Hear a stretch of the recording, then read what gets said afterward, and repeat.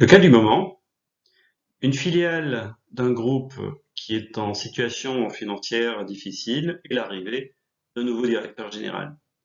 Cette filiale travaille sur plusieurs segments différents avec peu de liens entre chaque segment.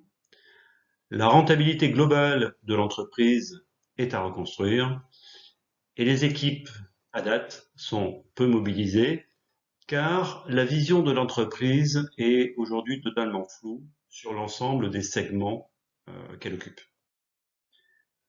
Dans un environnement un peu particulier, cette filiale est éloignée du groupe, non seulement en distance, mais également en intérêt. C'est une filiale qui a un métier un petit peu différent et qui est dévalorisée aux yeux de la direction du groupe. La dépendance à ce groupe est subie par l'entreprise et non utilisée au-delà d'un point de vue financier, puisque le groupe finance des pertes depuis plusieurs années pour cette filiale.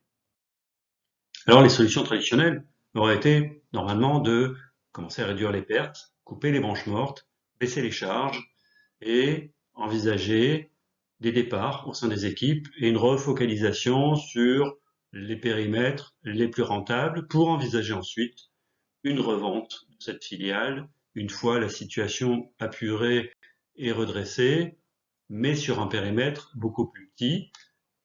Ces solutions-là ont des risques. Le premier des risques, c'est que avant de pouvoir proposer quelque chose à la revente dans un périmètre réduit, il y a malheureusement un cercle vicieux du downsizing qui pourrait provoquer un appauvrissement trop fort de la filiale et conduire non pas à sa revente avec un gain financier pour le groupe, mais à sa dissolution pure et simple, ou à sa fusion dans une autre des activités du groupe. Et d'ici là, également, une perte totale de la motivation des équipes travaillant dans un climat de plus en plus compliqué. Alors la solution retenue a été différente. Donc le directeur général arrivant sur le sujet a pris le temps de mener des entretiens individuels avec chacun des 150 salariés, car au sein de ces entretiens, il a trouvé non seulement l'historique, mais également des voies pour pouvoir envisager des axes à développer au sein de l'entreprise et bien analyser les forces et les opportunités pour cette filiale. Alors, il a fallu aussi reconstruire un comité de direction en se séparant de certains membres du comité de direction et en faisant monter des responsables au niveau du CODIR pour pouvoir co-construire une vision et un projet.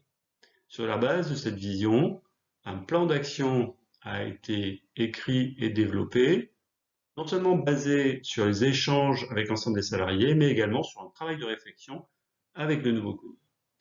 Et puis également, l'idée a été de présenter de manière transparente l'évolution et le passage des différentes étapes du plan de marche, de la même manière en interne tous les mois que ce qui était fait auprès du groupe pour pouvoir retrouver de la confiance, autant en interne au sein de la filiale que au sein du groupe.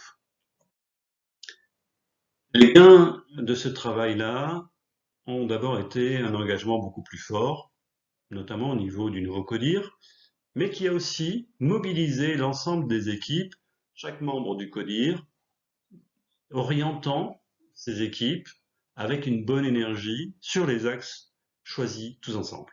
Le plan de marche, qui a été co-construit, était donc partagé totalement par les membres du CODIR vers leurs équipes et a été géré en co-responsabilité pour redresser la filiale.